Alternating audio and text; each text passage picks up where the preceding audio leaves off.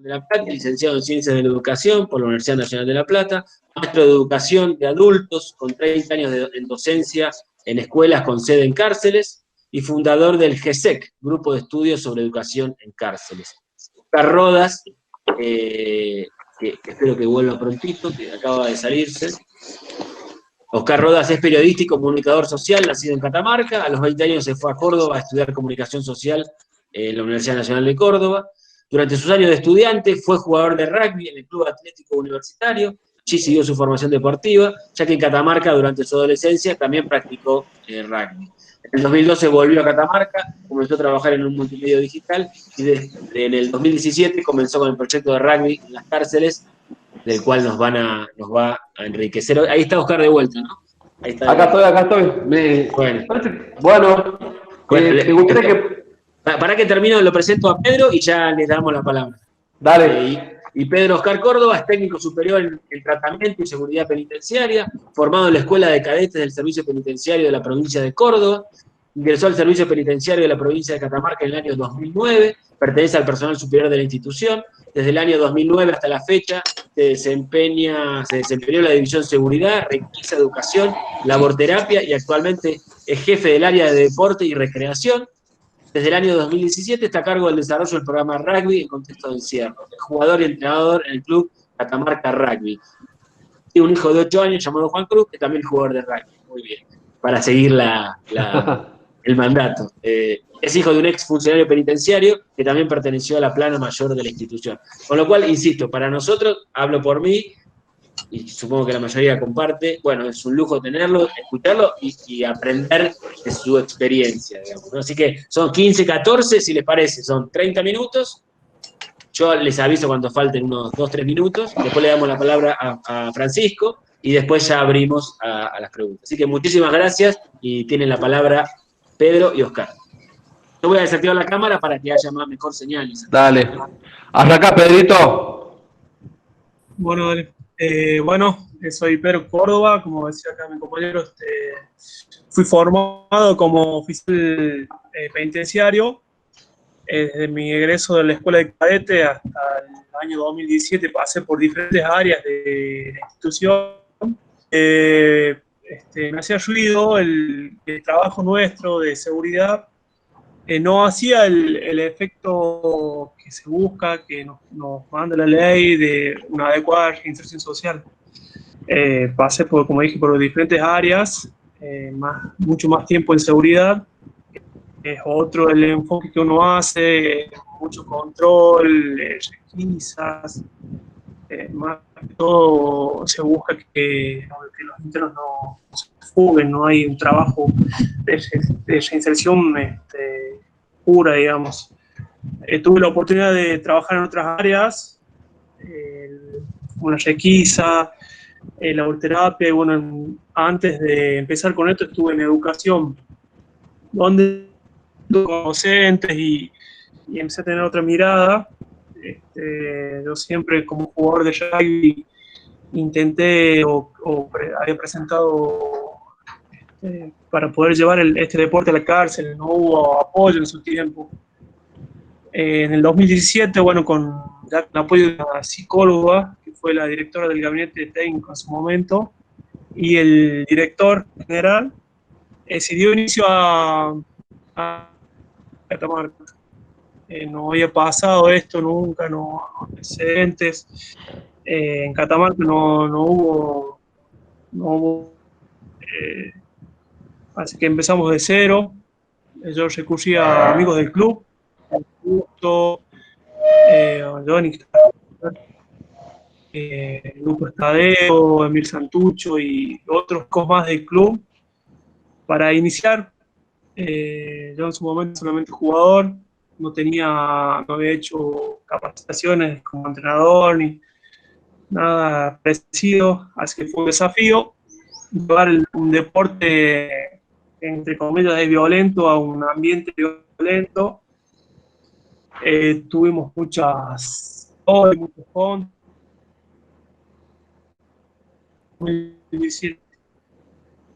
Lo particular de ello fue que, en invitación general, la población carcelaria de nuestro servicio penitenciario, que no es mucho como las otras cárceles. Tenemos alrededor de 500 internos, va variando, y empezamos con 11 internos. La particularidad de ello fue que teníamos seguridad por delitos de intención privada y robo. 3 mundos distintos en las cárceles no se juntan. Y al ser algo nuevo... Perdón, Pedro, discúlpame, Pedro, te voy a interrumpir un segundo. Quizás podrías apagar tu cámara, solo la cámara, porque se escucha con muy poca señal. Quizás si sacas la cámara se escuche mejor. Perdón por la interrupción. Sí, vos sabés que yo tengo problemas de conexión. Solo sacar la imagen de la cámara, nada más. A ver. Aguanta. Eso por ahí te mejora la conexión. Si desactivas la cámara. Ahí. Hola, ¿me escuchan ahí bien? Ahí está. Mucho mejor. Bueno. Cuando les decía esto, que habíamos empezado con 11 internos que eran de distintos puntos, distintas causas. En nuestra cárcel no tienen conexión, entre ellos no se juntan en ningún momento. Y fue, un desafío, obvio, buscar que no haya problemas entre ellos, ver eso, que no los internos de instancia privada sufren mucho el acoso, no están por delito contra la propiedad, o sea, no hay mucho feeling entre ellos. Así que bueno, largamos 1 hora a la semana. Al ser algo nuevo, una descarga física más que todo para los internos, los atrajo. A la segunda semana se duplicó el número, ya teníamos más con respecto a los compañeros. Compañeros de trabajo y bueno, del club, como Augusto, se sumó Lucas Tadeo, Emir Santucho también, son chicos del club Catamarca Rugby, y se empezó a hacer un trabajo más que todo orientado 100% al deporte, del rugby. Solo se hablaba en esa hora de que estaban en la cancha de rugby.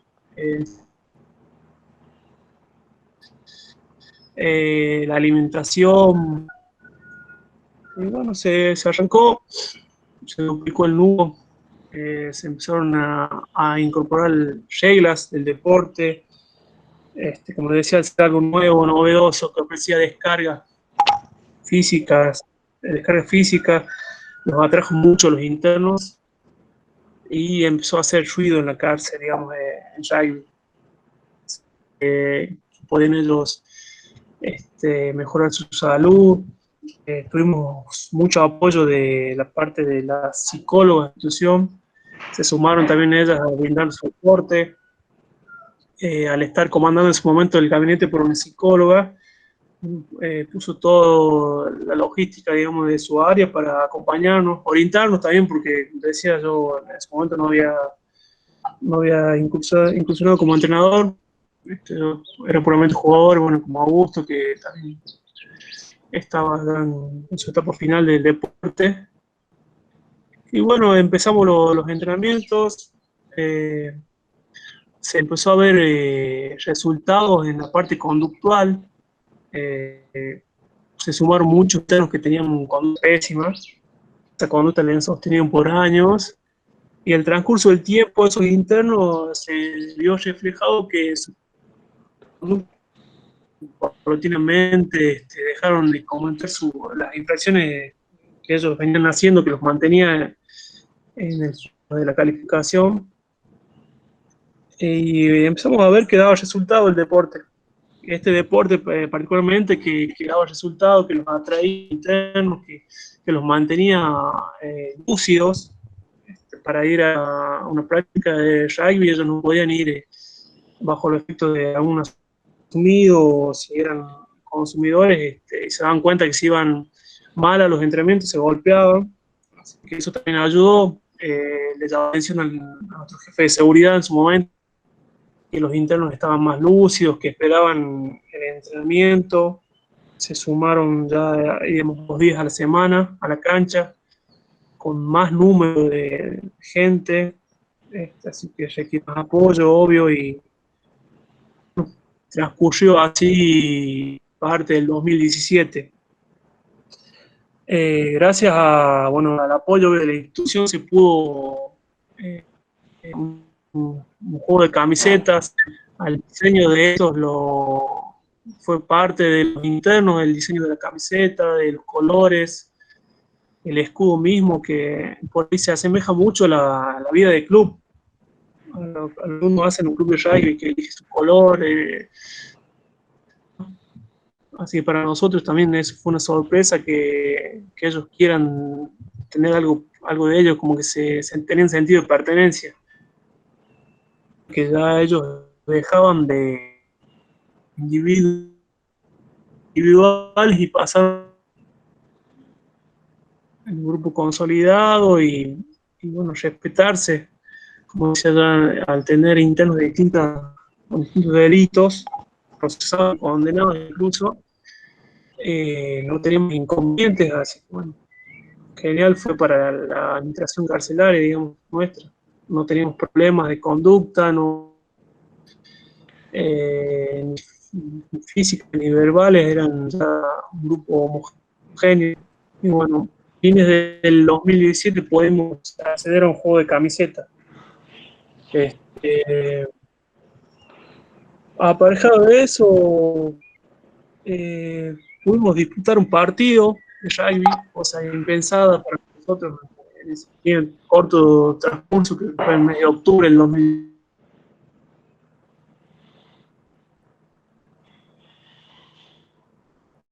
El juego en general.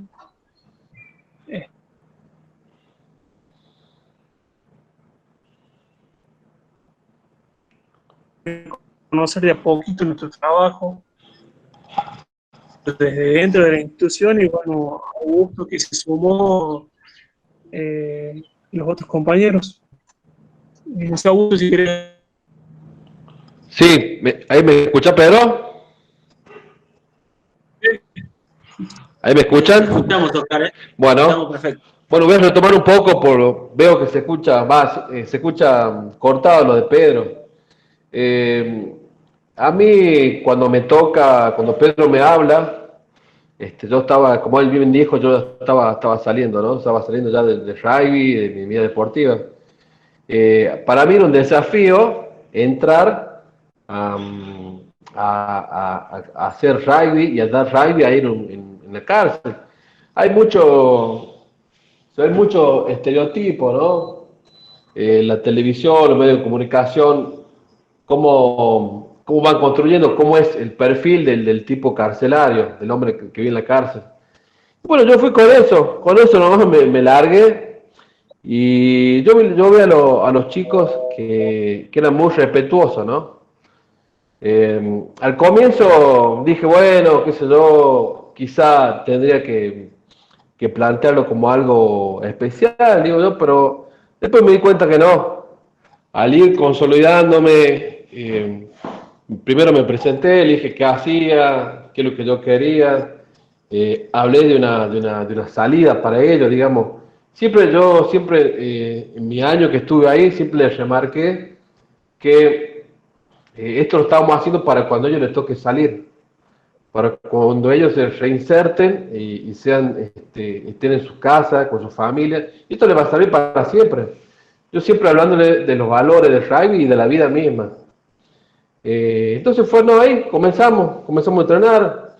Le voy contando un poquito de detalles. Por ejemplo, yo lo veía a ellos que cuando ellos salían de sus pabellones, se ponían a caminar en círculo, a la vuelta de la cancha, conversando, qué sé yo. Bueno, digo, muchachos, esto es rugby. Acá trabajamos en grupo, pensamos en grupo y nos rompemos, ya saben qué, por el grupo. Con esas palabras más o menos, porque como dije yo creo que uno para ser líder tiene que hablar claro, lo tengo que entender, tiene que haber comprensión, comunicación, y bueno, yo todo el tiempo quería comunicarme de la mejor manera posible. Entonces, a partir de eso, comencé, bueno, digo, muchachos, acá van a tener que correr todos juntos, los foganeros de fogata, y bueno, comenzamos a correr. Digo, acá una de las reglas para empezar a respirar rugby, nadie habla. Voy a hablar yo, de capitán, cuando lo designemos. Pero sí comenzamos. Estuvimos así, llegó la parte de hacer contacto, fue bien, hubo un pequeño roce así al comienzo, pero mínimo, que fue una cosa que yo le dije, les remarqué, acá tenemos que ser personas de bien, bancarnos lo que nos toca, dejar de andar diciendo, hablando acá, todo el mundo mudo, habla el entrenador, los entrenadores y el capitán. Después tuvimos también otro problemita ahí que se había perdido una sola vez, nomás fue eso, que se perdió un poco un par de cosas, pero que lo pudimos resolver. Otra cosa que me di cuenta, que hablándoles claro, concreto, así cara a cara, pero de buena forma, no de esa forma de imponiendo o algo, pueden ir entendiendo muchas cosas los chicos. Eso me di cuenta que ellos, a través de la palabra y del buen gesto, y yo creo que principalmente es de la buena leche que uno hace. Nosotros este trabajo, por ejemplo en mi caso, yo lo hago ad honorem, o sea, a mí no me importa si lo que fuere, lo hago porque bueno, quiero trabajar sobre la sociedad y mejorar la sociedad en sí. Chicos, ¿me están escuchando? Sí, se escucha perfecto. A Pedro casi nada, pero bueno, a vos te escuchamos bien. Ahí recién veo una pregunta que no la pude ver, si alguien me la puede repetir o sigo, no sé. Te la leo, pregunta a Carlos, ¿es la práctica deportiva en la prisión un elemento para la rehabilitación o en definitiva es una posibilidad de evasión de la situación de reclusión? Luisito, perdón, ¿por qué no dejamos las preguntas para el final? Así si no, pueden terminar la exposición y después hacemos las preguntas. ¿Les parece? Okay. Dale. Así le damos más orden, digamos. Si no, nos centramos en una ida y vuelta y se pierde un poco la... O sea, listo. Sigamos con la exposición, se termina, claro. Pasamos a Francisco y después ahí abrimos todas las preguntas que haya. Gracias. Dale. Bueno, uno de los puntos de quiebre que me pareció a mí muy importante fue la expectativa para el primer partido que iba a ser afuera de la cárcel. Recuerden que esto, como dijo Pedro, que estos chicos son de que ellos le llaman conducta mala o algo así, de mala conducta, muy mala conducta. Después me enteré yo que eran, no sé, que las cosas que habían hecho, pero bueno, tienen muy mala conducta, entonces estaba la posibilidad de hacerlo posible. Entonces, eso fue bueno, fue positivo, porque al grupo, al tener un objetivo claro, y imagínate todos los chicos que teníamos, todos querían jugar el primer partido. Pero también le dijimos, miren muchachos, no van a salir todos, porque hay pasos, tiene que ver hay un filtro con el director, hay un filtro con la jueza de ustedes, cada uno, entonces. Y yo creo que esa salida fue muy importante para el grupo, ¿no? Para la consolidación del grupo. Yo me di cuenta que con un poquito de ellos, ¿no? Estuvieron en el otro extremo. De estar ahí, como le decía yo, con la mierda en el cuello, pasaron a un día que la gente lo fue a ver, sus hijos lo filmaban, no sé, un montón de cosas lindas. O sea, como que vieron un día muy intenso y bueno, fue muy positivo. Bueno, yo creo que cuando volvieron ahí, aparte que estaban todos golpeados, todo destruido, como eran hace poquito, comenzaron a jugar, y no son chicos de rugby, algunos un estado físico que le falta. Fue un incentivo para seguir. Vos imaginate que después de esto, el rugby comenzó a hacer buen visto entre los chicos internos y ante la gente que trabaja ahí, que hace la guardia de la cárcel. Yo creo que cuando comenzamos, los primeros conflictos que era eso, que le decían, por ejemplo, muchachos, todo bien con el rugby, pero ustedes van a seguir siendo acá internos, boludeces. Que eso también lo hablamos con el grupo. Miren, ¿qué más inteligente? escucharlo y decirle, sí, está bien, o responderle, putearlo, que te pueden sancionar o hacer algo. Acá jugamos al rugby, pero somos inteligentes, no sé si entienden. Entonces, controlemos esas cosas, esto sí, esto no, vamos viendo. Cuando tengan algún problema, vienen, me lo dicen a mí o a los entrenadores. Yo creo que eso fue en mi caso, ¿no? Fue la clave, ¿no? Ese feedback, ese ida y vuelta, de ahí, y que de a poco me fui convirtiendo, digamos, en una especie de líder, por así decirlo. ¿Tá? Yo creo que ahí, cuando llegamos, el liderazgo de ellos era el más fuerte, el más picante, que se la bancaba más.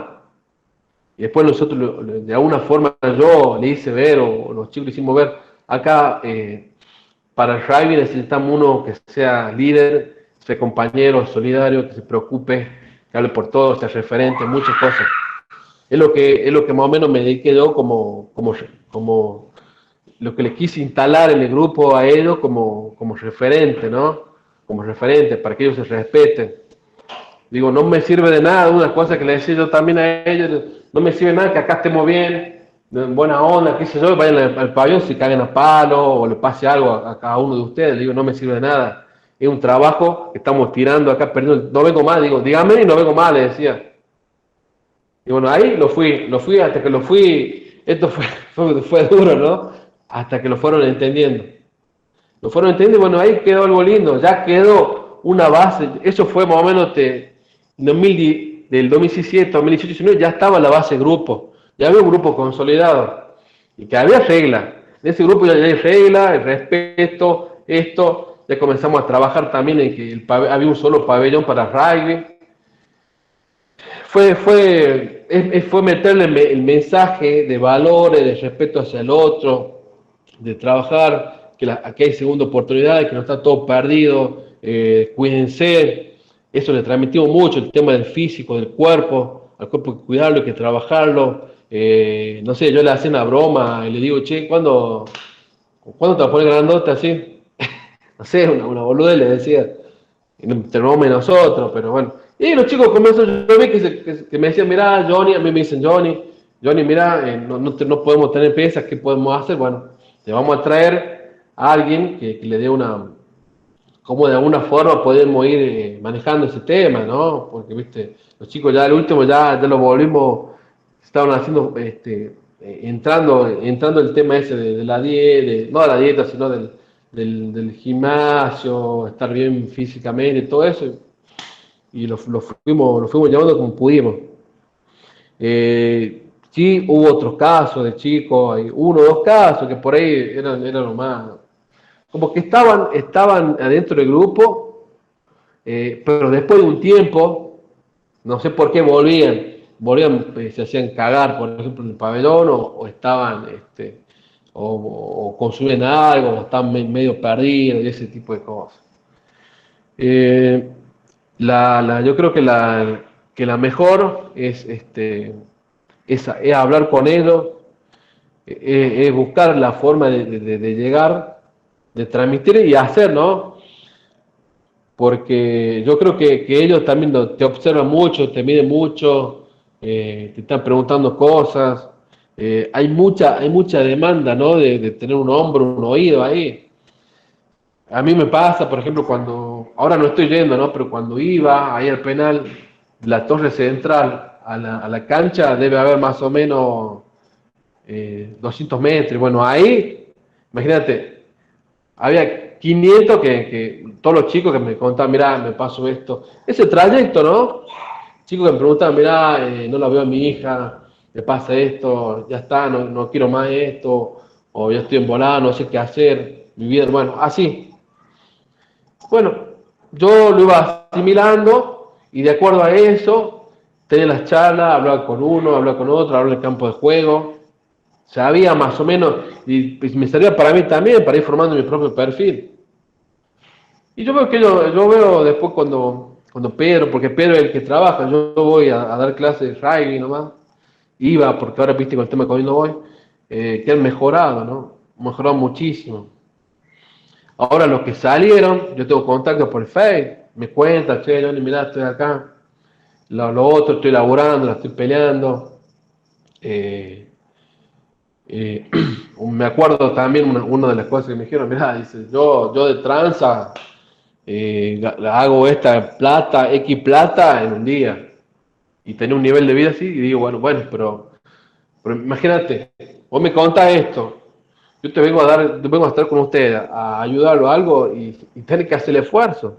La idea es estar bien, pero vos tenés que hacer el esfuerzo, dar lo tuyo. Está bien, estás pagando, no te salió gratis, te sale acá, está acá, metido acá, no puedes ver a tu hijo a veces, está ahí, bueno, la estás pagando.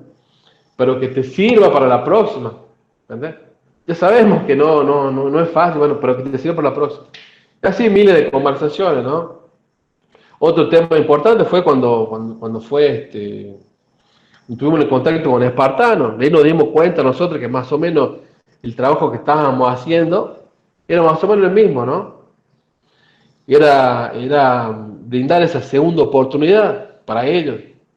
Quizás estando ahí, que van sus familiares y gente que son muy apegados, llegados a ellos, ¿viste? Me parece que no es suficiente. Entonces, como estuvimos ahí con los chicos de Espartano, estuvimos hablando y coincidimos en muchas cosas.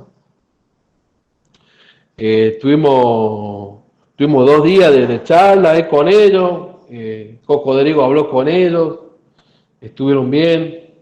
Después fue la Academia de Rugby, que logramos gracias al contacto ahí con una minera, ahí lo llevaron a 2 ex All Blacks, que es Piri Webb, no sé si lo conoces, son 2 neozelandeses, ¿viste? Muy conocidos, bueno, estuvieron ahí, y bueno, todo eso es un incentivo, ¿no? Yo lo veo incentivo para todo el trabajo que ellos hicieron. Porque además nosotros para pertenecer a este grupo de rugby, tienen que ir por ejemplo, el que va a la escuela tiene que ir a la escuela, más o menos Pedro lo va contabilizando, que van a la escuela, que hacen esto, que lo otro, que se portan bien, que cuando van a hacer una actividad la hacen bien, no boludean adentro, bueno, todo ese tipo de cosas, pero y de acuerdo a eso, ellos pueden estar en el grupo. Esa es la única condición, ir a la escuela, trabajar y portarse bien en el buen sentido. Ellos tienen por ahí otra forma de decirlo ahí en el sistema carcelario, pero para mí es portarse bien, hacer las cosas bien, demostrarnos a nosotros que quieren cambiar las cosas. Bueno, te contaba, como le decía, bueno, sabés que fueron los All Blacks, ahí fue un golazo, la pasamos bien, charlaron, el que quiere, el que le gustaría seguir el rugby adelante, lo noté muy contenido. Y a una cosa que por ahí no dijeron, que quizás a nosotros, como entrenadores, como lanza este proyecto, nos está faltando lo que por ahí tiene los otros, ¿no? Los espartanos, que es el salir y saber que tenés algo.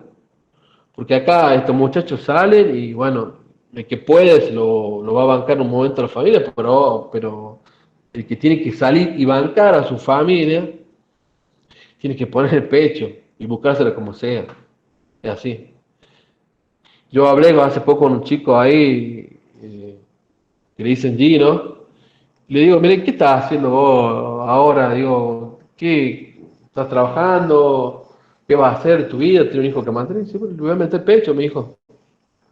Yo nunca hice construcción, me dice, pero me metí en construcción, a la tarde voy a un taller, veo a otro chico también de su misma camada, de comercio proyecto también, laburando en la calle, es repartidor. Y por ahí nosotros nos gustaría este proyecto llevarlo a lo que lograron los espartanos, ¿no? Es tener una panadería, por ejemplo, tener un convenio con un centro, un autoservicio, o tener algo.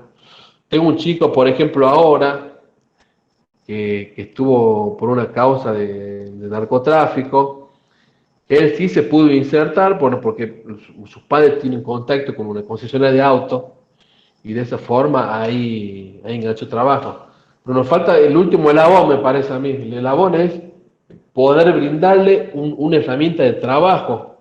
Y yo sé que lo van a cumplir, lo van a cumplir porque luego te das cuenta cuando vos trabajas con ellos, te das cuenta a los 2 o 3 meses, te das cuenta que si le está llegando el mensaje o se va a quebrar. Se va a quebrar, va a volver a hacer lo mismo que antes. bueno, y experiencia miles. Yo le cuento más o menos algunas lindas.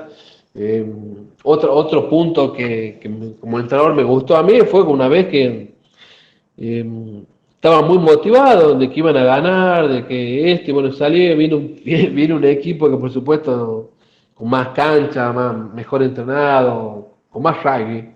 Le ganó y bueno, estaban todos tristes, ¿no? Estaban todos tristes, así, mala onda, mirá, ya no ganamos, ¿qué pasa? Le digo, y el mensaje que le di es estar embebido, metido hasta los ojos de esa mierda que tienen ustedes, y nos quedamos por esta pelotudez. Miren todo lo que hicimos de atrás. Salimos entrenados, nos portamos bien, fuimos a la escuela, trabajamos, buena conducta, hicimos entrenamiento, todo para que algún día se dé. Entonces no nos podemos volver a bajonear por esto. Y así porque por ahí ellos se bajonean y se mandan cagadas. Digo, entonces ustedes tienen que hacer todo lo posible para surgir, volver a levantar. Si esto es levantarte, nos pasa a todos, no es nomás ustedes que están acá, digo, y esto es una bordea. Entonces ahí ya fueron cambiando el chip y yo creo que eso nos mantuvo motivados y con una expectativa de vida positiva, ¿no? Es lo mejor, yo creo. El deporte yo creo que el más rugby, ¿no? Lo que me dijo yo, enseñarte a levantarte, a lucharla fue lo mejor, para mí lo mejor, para ellos. Y los resultados, Pedro, no sé si Pedro tendrá los números ahí a mano, o más o menos cuánto hay de chicos que salieron, que estuvieron en nuestro programa, que están afuera. Yo charlo con ellos, para mí no son monstruos, ni son gente que no la que no sirve, ¿verdad? Yo creo que sí. Tenemos que un poco cambiar esa mentalidad de las personas, ¿no? Hay que dar oportunidades. No sé No, Oscar, si... muchísimas gracias. Tengo 1000 preguntas, pero para hacerte que después algunas te las mandaré por mail para no abusar del espacio. De vuelta, muchísimas gracias a Pedro y a Oscar. Y le damos la palabra a Francisco, sus 30 minutos, y después recuerden, abrimos a todas sugerencias, preguntas, debate, etcétera, que yo me anoto, pero voy a dejar también a los demás, ¿no? Así que muchísimas gracias. Francisco. Bueno, en primer lugar agradecer la invitación. Siempre es muy valioso tener estos espacios de reflexión, digo, y de pensar estos temas de la cárcel y de lo penitenciario, digo, que hacen en la vida de las personas. Recién escuchando a Oscar, me imaginaba, digo, cómo pensar un deporte puede generar impactos, ¿no? Impacto transformador, cambiar vidas y demás. Entonces está bueno poder mostrar este lado, ¿no? de lo que ocurre en la cárcel. Y a mí me toca, obviamente, hablar de la educación, que es donde trabajo, como comentaba en la presentación Jorge, trabajo como maestro hace ya 30 años, maestro en una escuela primaria de adultos que está en la unidad penal número 10, acá en Melchor Romero.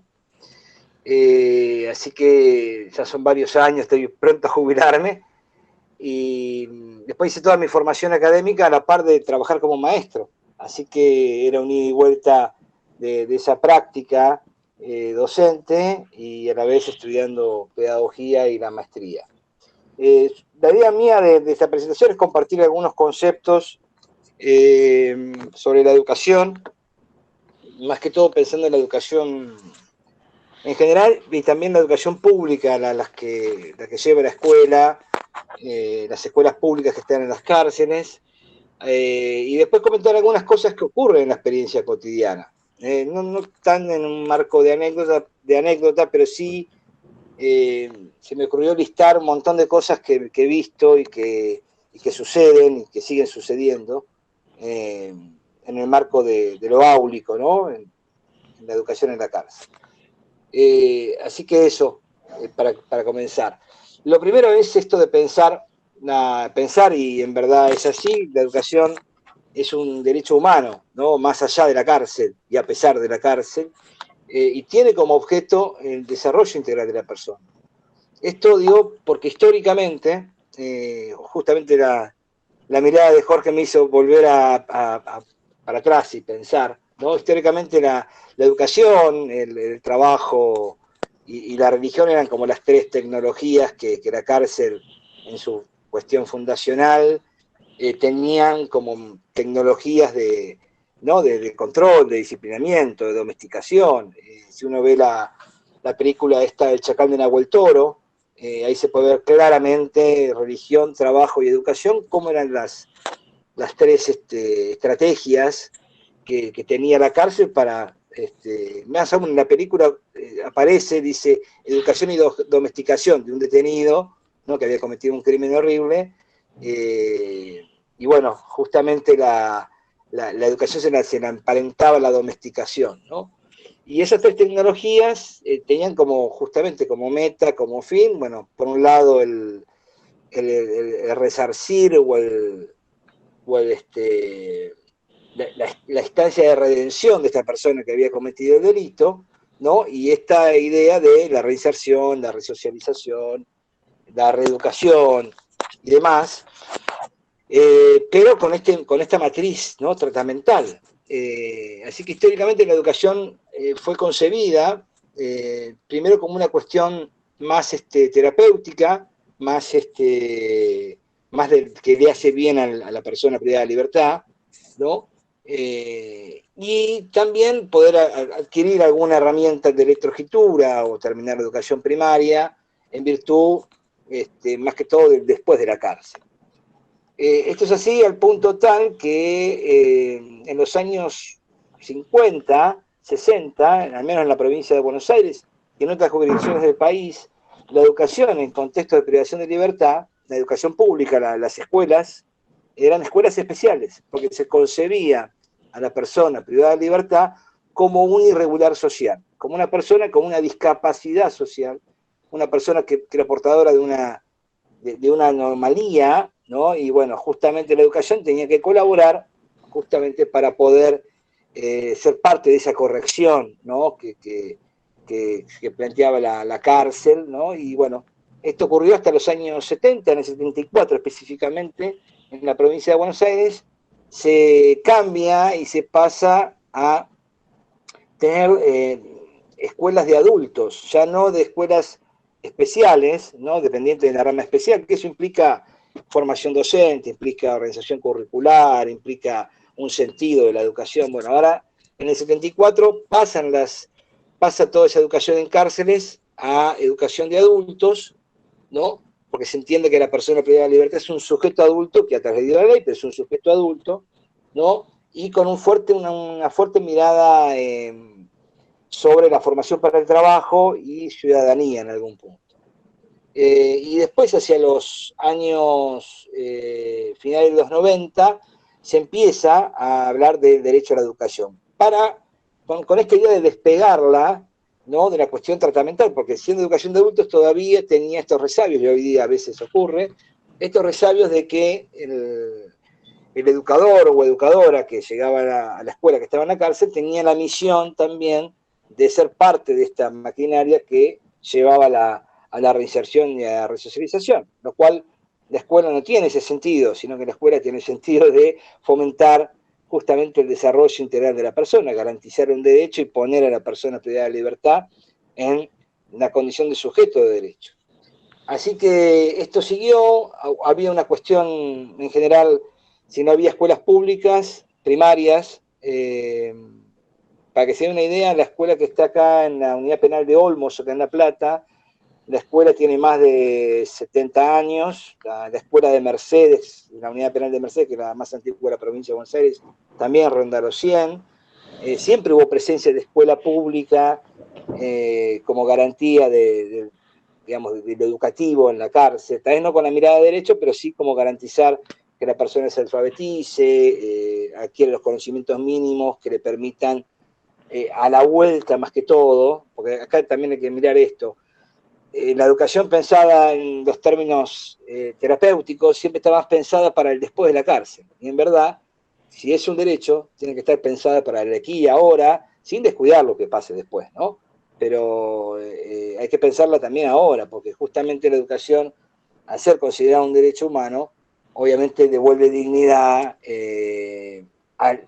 convierte a la persona en tener la posibilidad de empoderarse, de ser un sujeto autónomo, ser un sujeto crítico, no después de la cárcel, sino en el ahora, y de esa manera poder enfrentar mejor lo que le va sucediendo, tanto en la cárcel como en la vida cotidiana, ¿no? Sus relaciones, con la justicia, con su familia, con otros profesionales.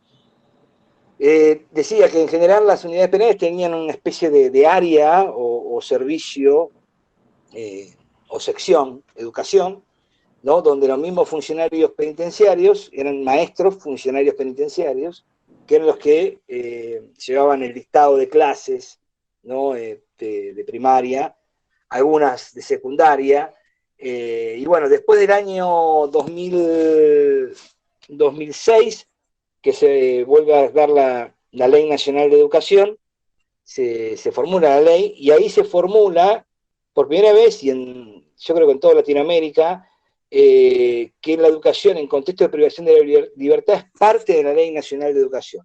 Hay un apartado específico que denomina el objeto, el sentido, el cómo tiene que organizarse, los sujetos, habla de mujeres con hijos, de chicos menores de 18 años, habla de educación universitaria, habla de educación secundaria, habla de formación profesional, y también obliga a los ministerios de justicia, que son los que gestionan la cárcel, y el Ministerio de Educación, poder ponerse de acuerdo justamente para garantizar el derecho.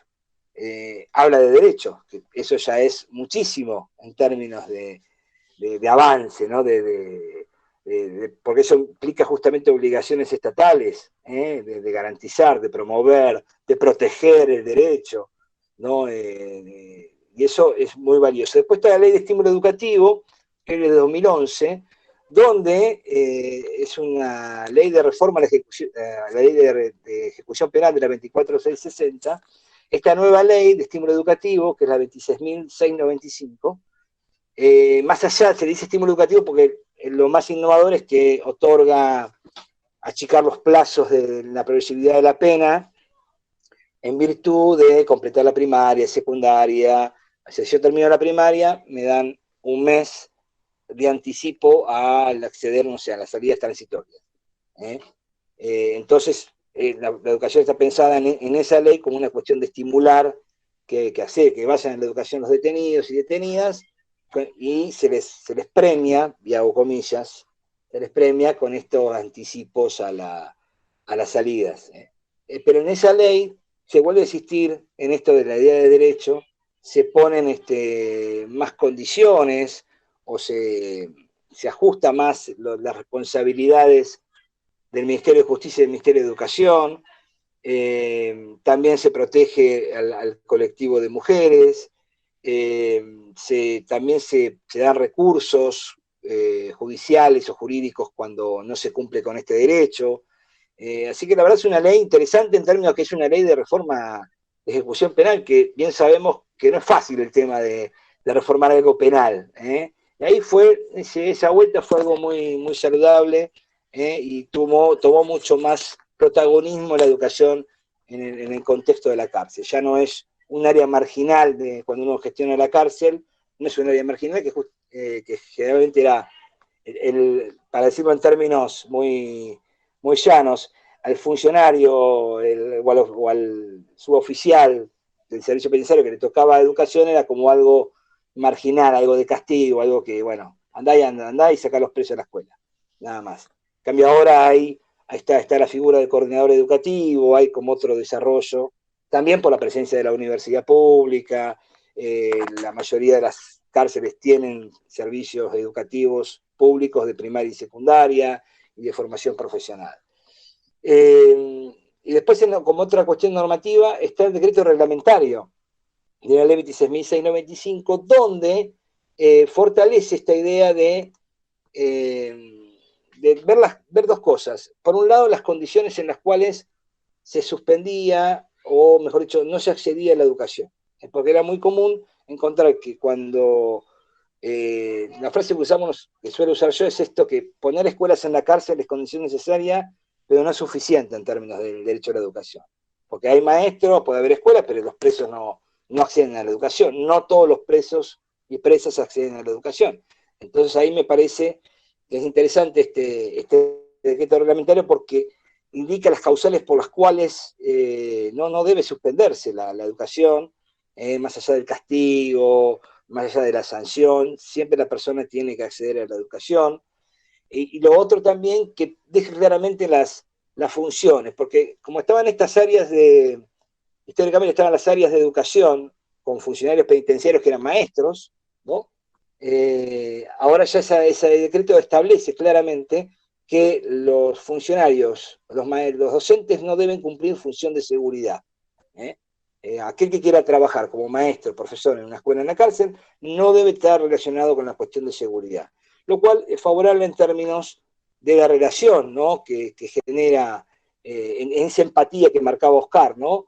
Si yo tengo una función penitenciaria y estoy dando clases y la persona que está participando en la clase sabe que de mi decisión depende, no sé, si tengo o no tengo visitas, si mi decisión depende varias cuestiones de la vida diaria de los detenidos, entonces no voy a decir nada, voy a portarme bien para que no me genere conflicto, ¿no? Entonces, en ese sentido está pensada la separación de los funcionarios docentes de seguridad y los docentes comunes, digamos, que venimos de la afuera a la cárcel. Lo que sí me parece importante es enmarcar los sentidos. Digo, esto que marcaba al comienzo, al ser la educación pensada como derecho, se despega, digo, de esta cuestión de la reinserción, de la reeducación, de la resocialización, de pensar que la educación cura y salva, y en verdad no es así. Esto lo decía recién Oscar, es muy difícil, digo, yo puedo sacar abogados de la cárcel, pero después hay que tener trabajo, hay que tener vivienda, hay que tener salud, hay que tener familia, digo, ese acompañamiento que marcaba después de la cárcel Oscar, en verdad es necesario, digo, pues si no, le ponemos una responsabilidad a la educación que no la va a cumplir. Digo, tenemos funcionarios de alto rango, presidentes, expresidentes, ministros, exministros, vinculados a delitos, o sea que no hay garantía de que porque alguien termine la carrera de Derecho o termine la secundaria en la cárcel no vuelva a cometer delito. Hay otros factores que hacen que la persona pueda no decidir. Lo que sí es verdad es que la educación contribuye a fortalecer, a reducir esa situación de vulnerabilidad de la persona por la cuestión de empoderamiento, por la cuestión de poder pensar y construir un futuro, un destino diferente, ¿no? Propio y diferente por la autonomía que genera la educación. La educación es como que va reduciendo el impacto nocivo que genera la cárcel, ¿no? Con esta su lógica premial, con su manera, digamos, con su crisis, ¿no? Y su situación actual de hacinamiento, de sobrepoblación, del tema salud. Digo, hay muchas cuestiones que de la vida, de las condiciones, más allá del encierro en general, como lógica, también están las condiciones en las cuales se da ese encierro, y son condiciones que en general todos los organismos de control de cárceles, la Procuración Penitenciaria de la Nación, el Comité contra la Tortura acá en Provincia de Buenos Aires, el Mecanismo Nacional por el Protocolo Facultativo contra la Tortura, hablan justamente que las condiciones actuales siguen siendo no muy buenas o no buenas en general, y eso va afectando la subjetividad de a quién está alojado en la cárcel y quién a su vez llega al aula de la escuela. Entonces, el poder pensar que porque la persona estudie ya está sana, ya está salvada, ya está en condiciones geniales y no va a robar más, es relativo, es muy relativo. Sí contribuye a que la persona tenga otras posibilidades. El tema es lo que pasa después cuando la persona sale de la cárcel, ¿no? Que realmente en esa soledad y el enfrentar solo es bastante difícil. Bueno, lo otro que también es interesante, al pensar la experiencia educativa de las escuelas públicas en la cárcel, es que si hay escuela pública en la cárcel, hace más pública la cárcel. ¿Qué quiero decir esto? Que si tengo las escuelas con docentes, con profesores que no pertenecen a la función de seguridad, ¿no? que son, entre comillas, civiles, permite que la cárcel se abra, ¿no? Pensemos la presencia de la universidad, pensemos la presencia digamos, de ONGs o de colectivos, como en el caso que contaban Oscar hace un ratito. Digo, todo eso contribuye a que la cárcel se abra, que la cárcel se haga pública.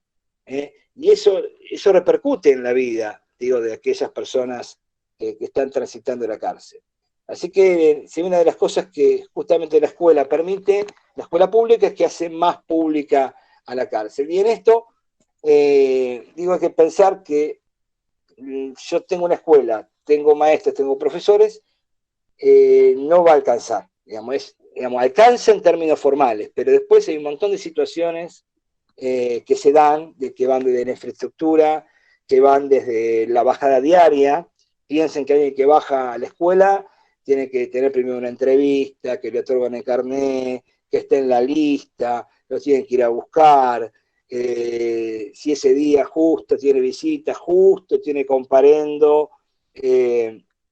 o tiene otras circunstancias que no pueda bajar, capaz que está un día o dos sin ir a la escuela. Entonces hay distintos obstáculos que tiene la cárcel, la particularidad de la cárcel, que hace que la educación no pueda desarrollarse plenamente, no tenga el acceso y la disponibilidad, que son dos características fundamentales de la educación pensada en términos de derecho.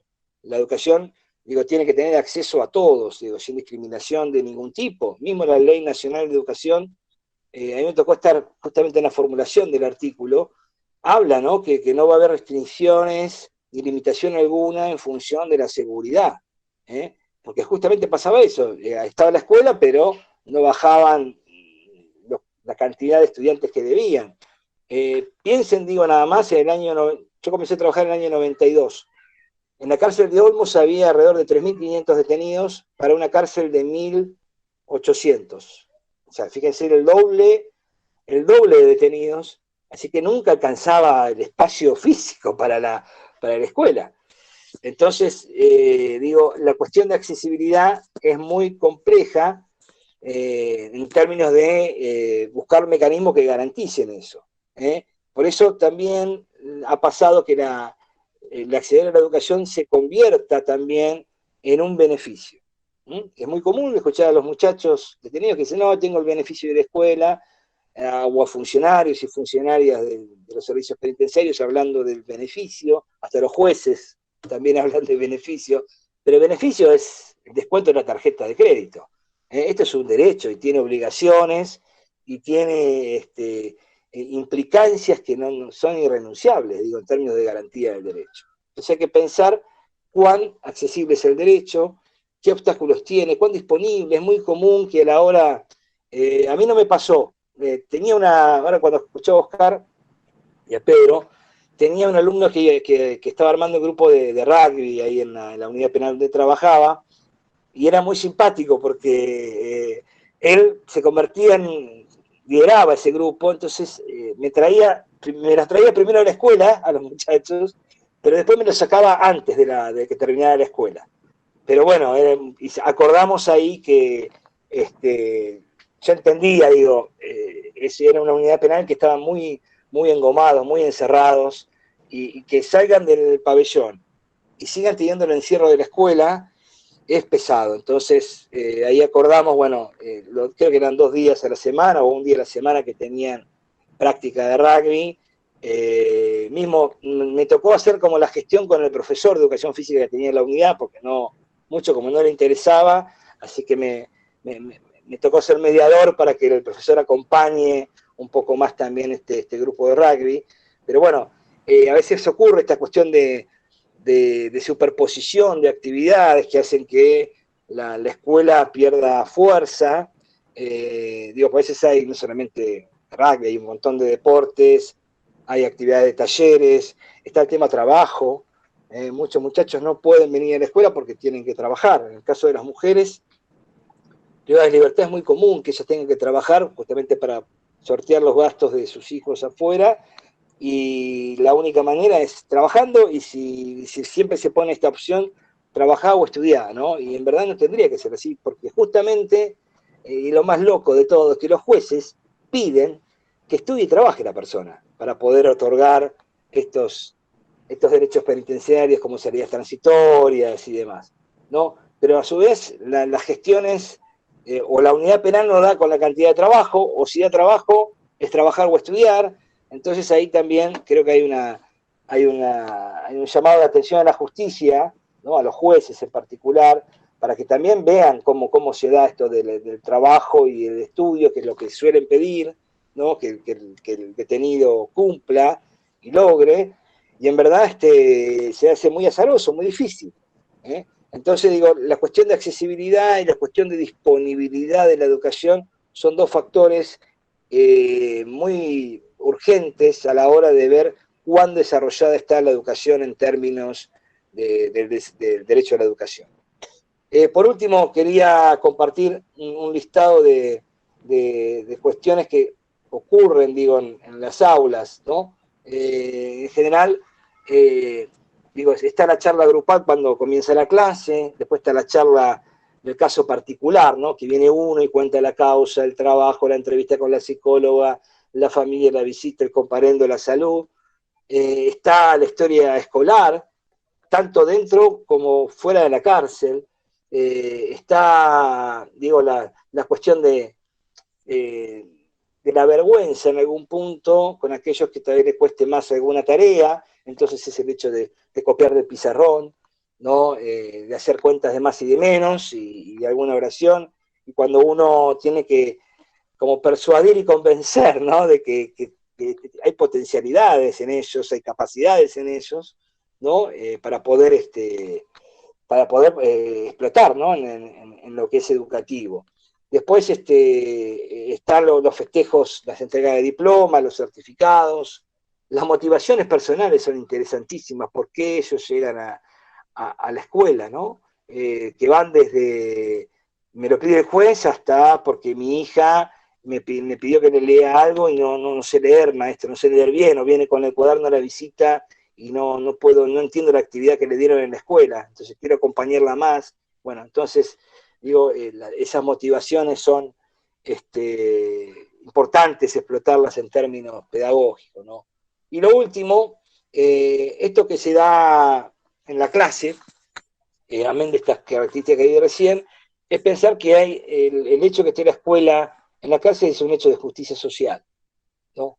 Es un hecho, digamos, como derecho de la educación y como ellos de percibirse sujetos de derechos y percibirse estudiante que está detenido. Cambiar esa lógica, ¿no? Ser preso que está estudiando a ser un estudiante que está preso, ¿no? Esa autopercepción también conlleva a ser un poco artífice de su destino, durante la cárcel y después de la cárcel, y también el pensar la cuestión de autonomía y de empoderamiento, de pensar que la educación es un derecho llave en términos que permite el conocimiento de nuevos derechos, y esto hace que la persona, digo, privada de libertad, pueda sobrevivir con dignidad, ¿no?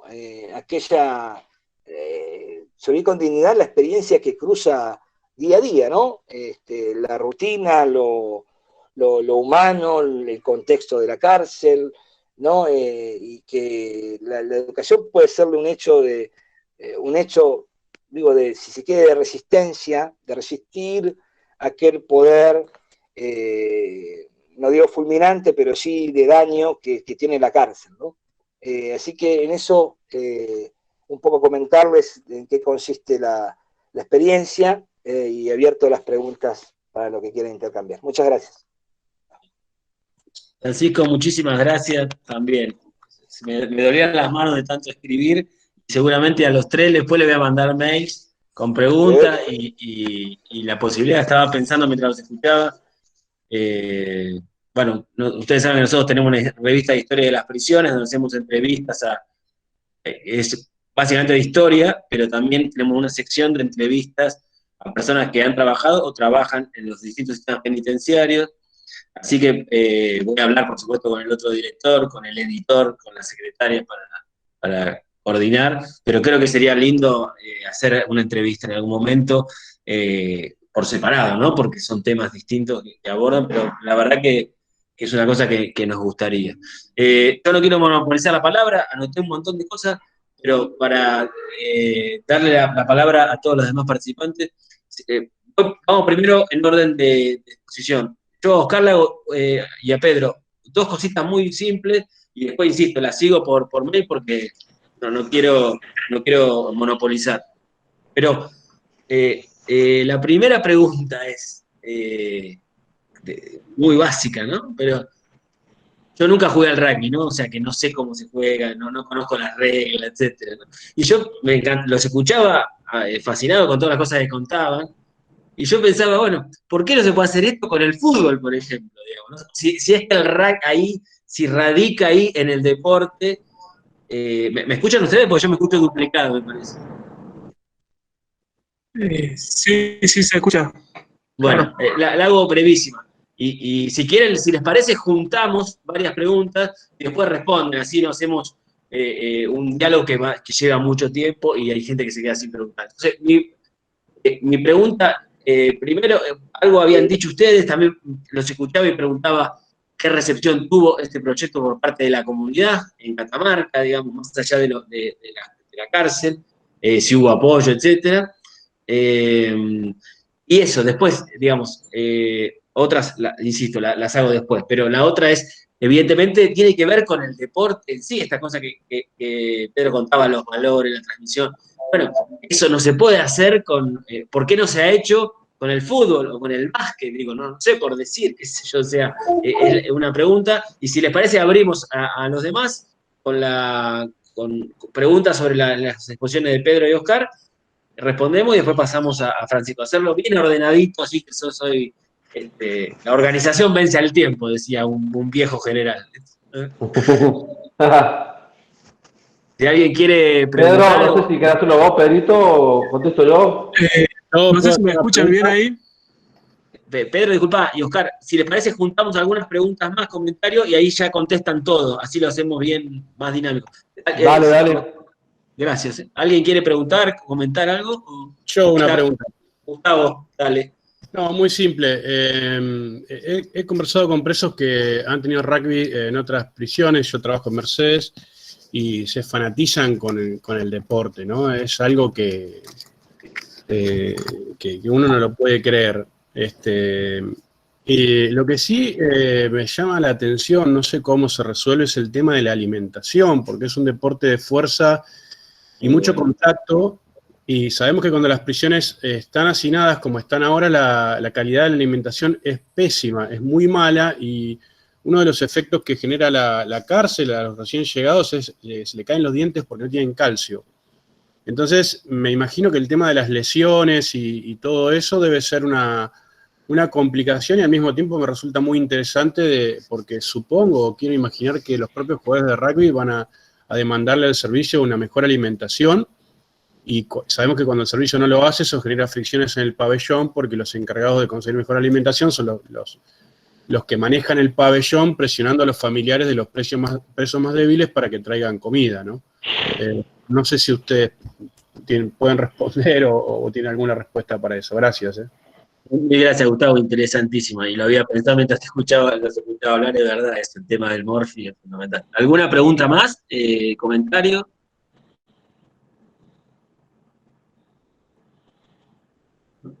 Hablen ahora o callen para siempre, ¿eh? Bueno, si quieren responder tienen la palabra ustedes. Sí, Pedro, ¿querés responder? Sí, una partecita nomás, bueno, respecto al apoyo de la sociedad catamarqueña a este proyecto fue muy bueno. En general se recibió, fue aceptado muy por la sociedad.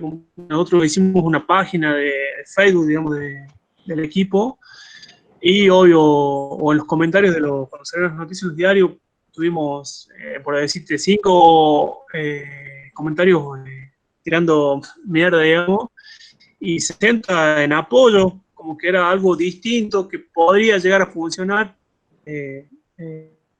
termine con las conductas delictivas de estas personas pri libertad. Y creo que eso fue, bueno, uno de los objetivos planteados desde el principio, que ellos terminen su etapa delictiva y se enmarquen en otra etapa de su vida, que es trabajar, mantener a su familia, por medio del trabajo, no por medio de delitos. Y bueno, y como lo decía Augusto, gente que salió y que está en libertad hoy, están trabajando. Yo te diría el 98% de los internos que han salido están trabajando en la construcción, repartiendo comida. Aún, bueno, tiene un chico la suerte de trabajar en un concesionario de autos por conocidos, pero los que han salido en libertad, te diría que el 98% de ellos ha trabajado, y eso obvio implicó en la baja incidencia que hubo en la cárcel nuestra. Se me entendió. Perfecto, Pedro. Muchísimas gracias. Y bueno, con el tema de la alimentación, nuestra cárcel, no por ahí, no tenemos hacinamiento aún, gracias a Dios. Te decía, tenemos 500 internos nomás. Es una sola cárcel de varones. No hay un déficit, como se ven o se escucha que hay en otras provincias, en la parte alimenticia. Así que muchos problemas no hemos tenido con eso. Al hacer un pabellón de rugby, hemos tratado, bueno, ahí de poner a todos los internos que practican. Y ha habido como, al haberse formado un grupo, una unión, que ha equiparado la alimentación para todos. Por ejemplo, hay algunos que pueden acceder los changos descubrieron el Ensure, este preparado de leche que es tiene muchas proteínas, y comparten eso ahí entre ellos. La unión esta que se generó hace eso, o avena, o por ahí si alguno puede acceder a un yogur, a comprar un yogur ahí en el kiosco que hay en la cárcel, se ha complementado. Cambios físicos se vio en ellos, como decía Johnny, que les decía que se tienen que poner grandoto, que tienen que hacer gimnasia. Se vio muchos cambios físicos por esta implementación de la avena, el yogur, que por ahí ellos desconocían este tipo de alimentos, por ahí alguna fruta, o sacar, ellos hacían muchas frituras, poner huevo frito, papas fritas, por ahí sacar eso y hacer un huevo hervido. Por ahí cambió mucho. Gracias a Dios no tenemos todavía hacinación, así que la alimentación en nuestra cárcel no es óptima hoy por las circunstancias, pero no es mala del todo, digamos. Muchísimas gracias, Pedro. Una cosita me quedó en el tintero para Oscar, o para los dos, ¿no? Me pareció muy interesante cuando cuentan la primera experiencia que salen a jugar afuera de extramuros, digamos, ¿no? Y quería preguntarle, además de los All Blacks, ¿tienen ahí algún torneo allá? ¿Cómo es un poco la dinámica? ¿Juegan con qué frecuencia? Si va gente a jugar al penal, si eso nos pueden contar un poquito así breve. Sí, justamente eso, ¿no? Acá en Catamarca hay un torneo oficial de primera división, y hay otro torneo que es del interior. Nuestra idea, después de llevar adelante este proyecto, era que nosotros podamos ingresar en ese campeonato del torneo del interior. Pero mientras tanto, los equipos, todos de primera, la mayoría, fue a jugar al penal. Vos imaginate la predisposición, porque no es solamente, o sea, nosotros más o menos somos la cara visible, pero atrás tenemos nosotros nuestro amigo River, nuestro otro equipo de Catamarca que también nos ayudaron, el equipo del interior, que me dicen, justamente ahora me van diciendo, che, ¿cuándo podemos hacer un partido? Y bueno, no se puede todavía, pero tuvimos mucho apoyo de la familia rugby. Y al comienzo, quiero agregar esto, que también habló Pedro. Como ustedes saben, por ahí yo trabajo en los medios de comunicación, y por ahí es difícil si bien es una buena noticia, digamos, es una buena noticia que se comienza a jugar rugby en la cárcel de Catamarca, ya que solamente había en Buenos Aires y en Córdoba, creo en Rosario también, en Jujuy, pero fue una noticia ya que en Catamarca se comienza a usar esto. Pero por ahí, digamos, al comienzo de la sociedad, los primeros comentarios que vi, yo vi muchas redes sociales, por ahí tiraron mala onda, decían esto, lo otro.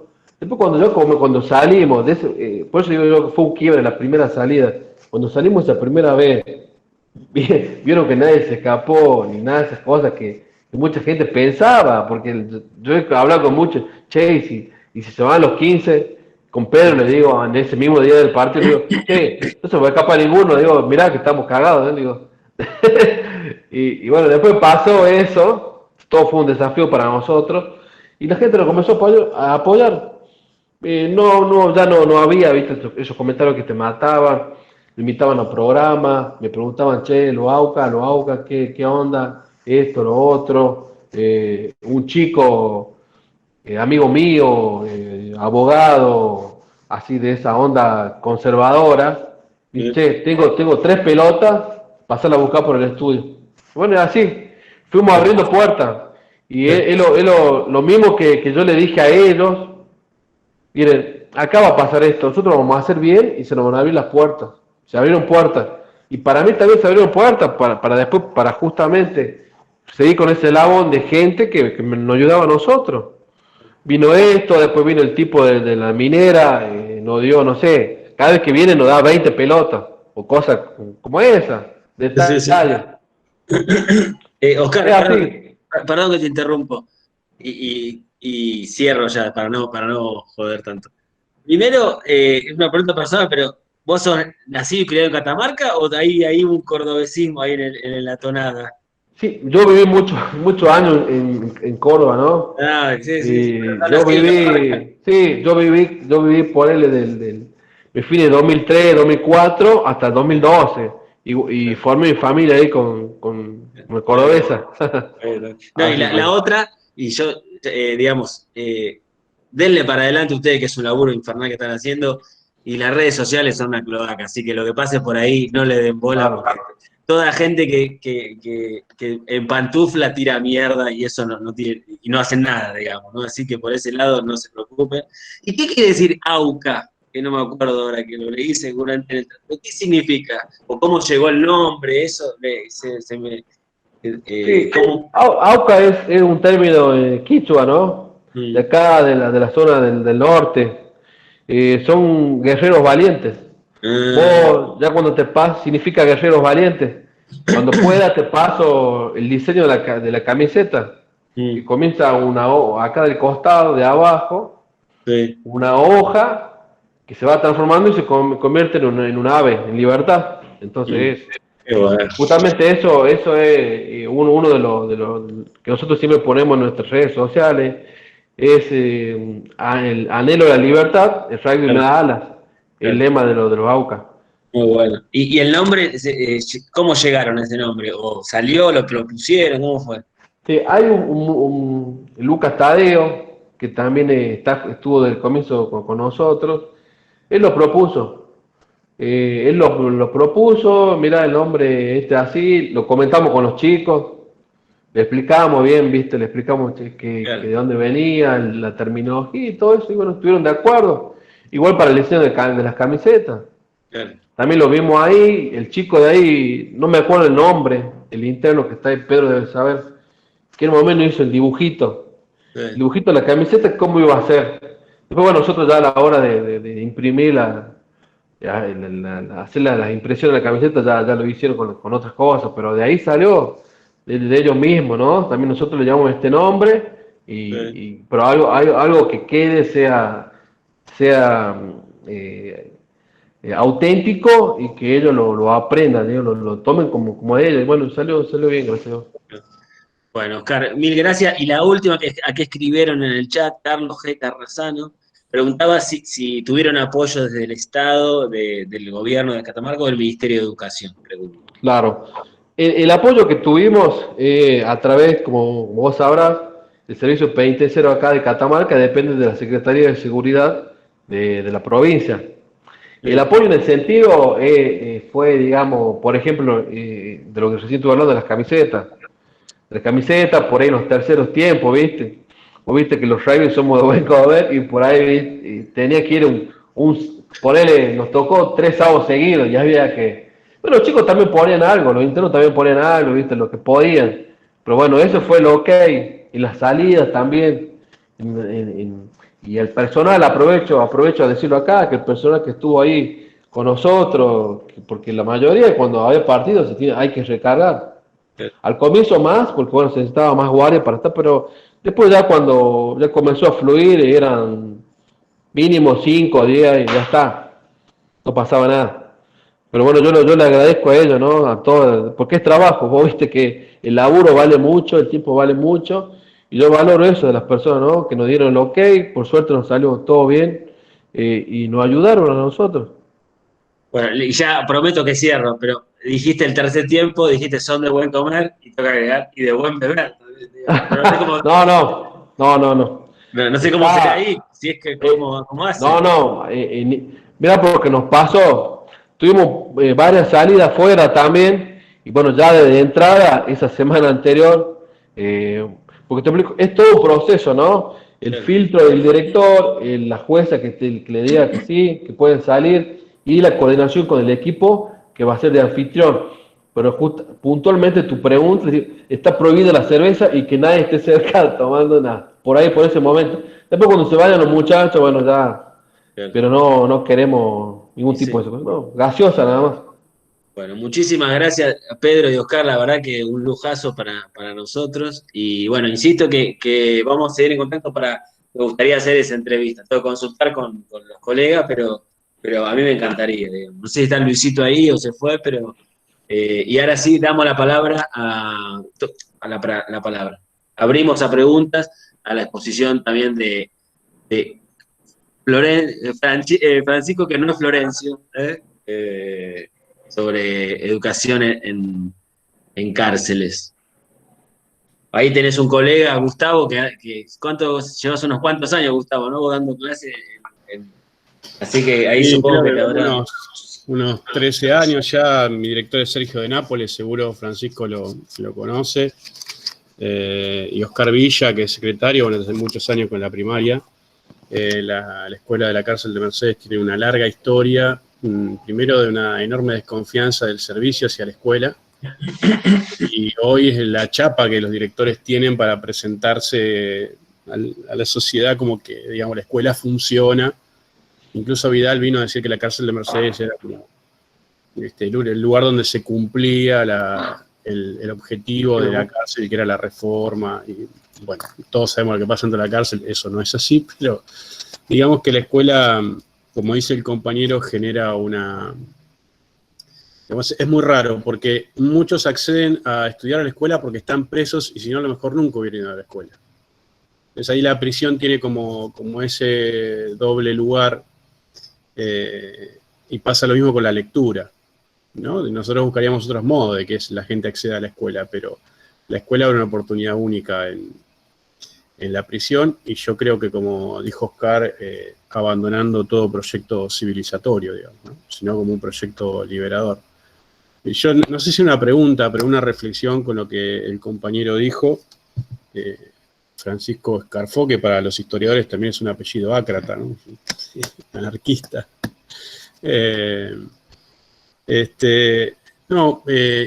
Y aprovechando que está Jorge, que es una suerte de número 5 de todos los partidos, un armador.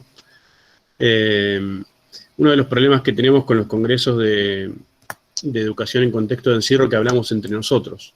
O sea, van todos docentes a hablar. Y se transforma como una catarsis de una cuestión muy compleja, que es la relación, primero, de la escuela con el penal, que eso a lo largo de la experiencia se resolvió. En algunas provincias es más complejo, en Salta le han pegado a los docentes, digamos, hay cárceles del norte donde las docentes mujeres no pueden entrar sin un varón que la acompañe, hay aulas en containers al rayo del sol, digamos, tenemos un montón de problemas. Pero la otra pata del problema es la justicia. porque tenemos jueces progresistas que comparten nuestra ideología y nuestras ganas de que los presos estudien, que los obligan a ir a la escuela de los presos para sumar porotos, y a nosotros nos viene bárbaro, pero al mismo tiempo los mandan a comparecer, los trasladan permanentemente por cambio de régimen. Entonces, una de las cosas de los estudiantes de la escuela es que es una población muy inestable, y que quienes se reciben son los que tienen penas largas, de 4 o 5 años, porque tienen una pena corta, salen en libertad antes. Entonces lo que se hace necesario, y por ahí Jorge nos puede ayudar, es que algún día tendríamos que tener un congreso donde participe el servicio penitenciario, unas jornadas, participen los docentes en contexto de encierro, y participen también los jueces. Digamos, si es un juez de la Corte Suprema de la provincia, mejor, digamos, porque Negri, por ejemplo, que da clases, y ahora falleció, creo, otro juez de la Corte de la provincia, donde podamos entrecruzar nuestros problemas y digamos que entiendan esto de que hay una dinámica del servicio que es la vigilancia y que es así, y el traslado por cambio de régimen, hay otra dinámica de la escuela que resuelve los problemas de otro modo, no como el servicio, y una dinámica de la justicia. Todo eso es un tironeo permanente que muchas veces desde las buenas intenciones incluso dificulta el proceso educativo. Así que ahí falta como un intercambio entre la justicia, el servicio y la escuela, en un debate que tenga una continuidad, ¿no? En la jornada se pueden elaborar ideas y pensar todas estas cuestiones que está pendiente y que creo que nos vendría muy bien, sobre todo con personas como Francisco, que tiene ya muchísimos años en la escuela primaria y que nos puede enriquecer mucho en resolver estos problemas. Solo ese comentario, no sé, hablé mucho, me parece. Muchísimas gracias, Gustavo. Bueno, y te tomo la iniciativa, digamos, ¿no? Hay que hacerlo, hay que pensarlo e impulsarlo. Yo también tengo algunas preguntas para cómo metirlo con Florencio, no, con Francisco. ¿Alguien tiene alguna pregunta para Francisco? Ahí Carlos escribió algunas en el chat. Natividad agradece a los tres, dice tremendas tareas, los felicito y comparto sus miradas y objetivos. Gracias, Natividad. ¿Alguna pregunta comentario para Francisco? Están tímides. Bueno, así que arranco y vamos viendo. Gracias por la palabra de Gustavo. Disculpa, Francisco, te leo las preguntas de Carlos, ¿te parece acá alguna rapidísima? Porque mandó como 5 preguntas. Sí. Dice, el derecho a la educación en centros penitenciarios. ¿Cómo sabemos si se están logrando los objetivos de aprendizaje? ¿Cuántos espacios de reflexión y de mejora se desarrollan en torno a esta? ¿Cuál es el estado de la misma? ¿Y hacia dónde va? Bueno, es un montón de cosas, pero responde las que puedas, digamos, ¿no? Y lo de Gustavo. Bueno, bien. Antes que nada, el apellido Escarfó, el que llevo yo, está relacionado con América Escarfó, que es mi tía abuela, para que sepan, que la tuve oportunidad de conocer y demás, y que hay un sesgo anarquista flotando. Ese estaba con Severino Di Giovanni, ¿no? Exactamente. Así que después, si quiere, hablamos de eso otro día. Así que bueno, no se han equivocado en el valor de apellido. Bien, sobre la justicia, voy a ir por eso y después termino con la cuestión actual.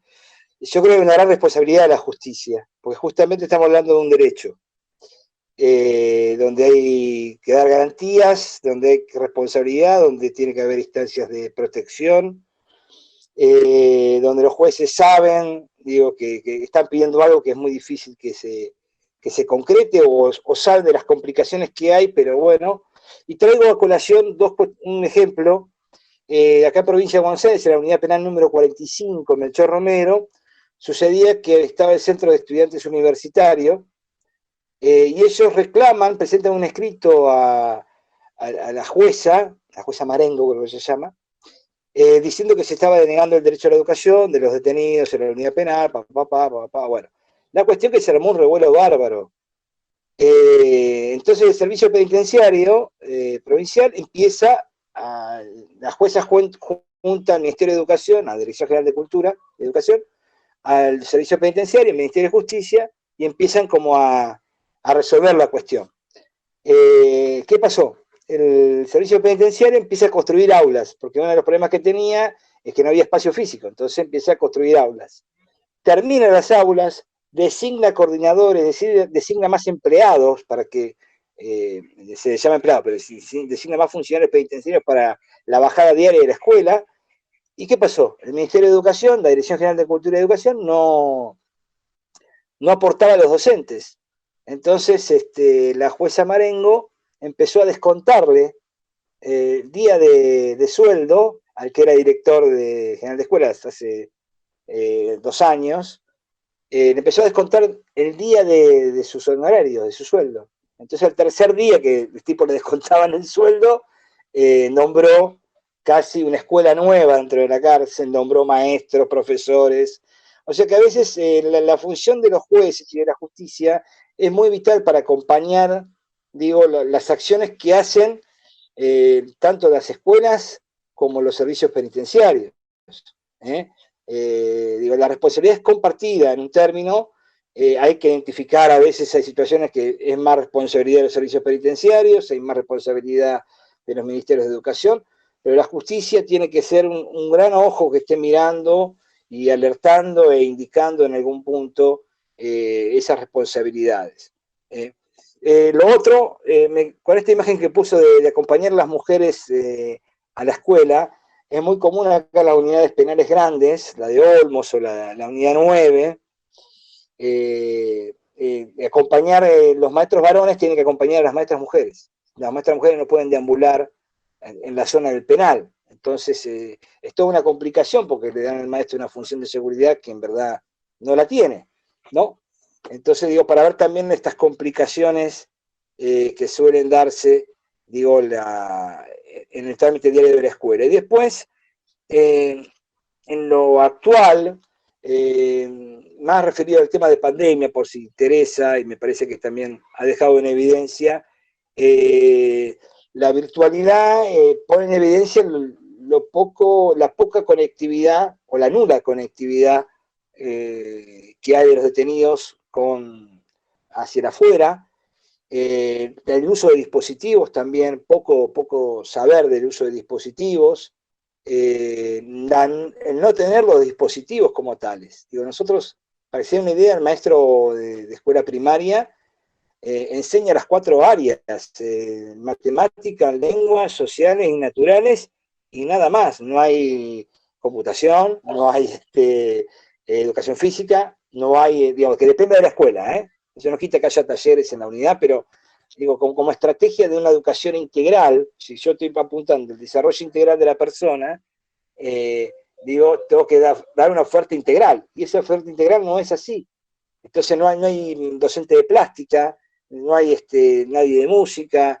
Entonces eso también estamos dando una calidad, digo, de la oferta educativa que no es igual a lo que ocurre afuera, y que también lo vuelve a dejar en desventaja al detenido, ¿no?, que egresa de la escuela.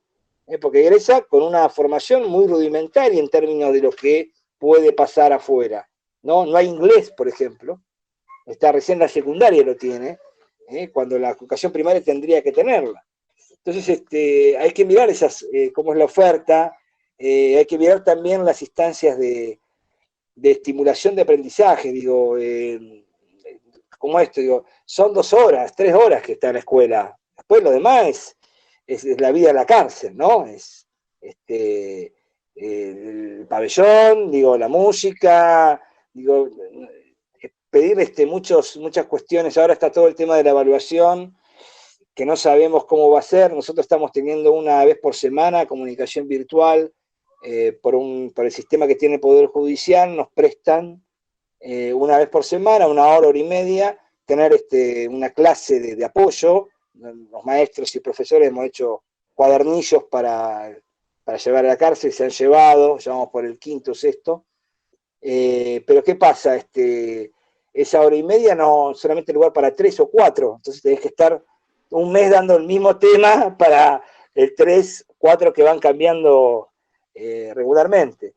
Entonces, digo, la cuestión de la virtualidad y de las condiciones actuales, yo pienso que va a prosperar la idea de conectividad Digo, no va a quedar otra porque va a ocurrir afuera también, y del uso de materiales de tecnología.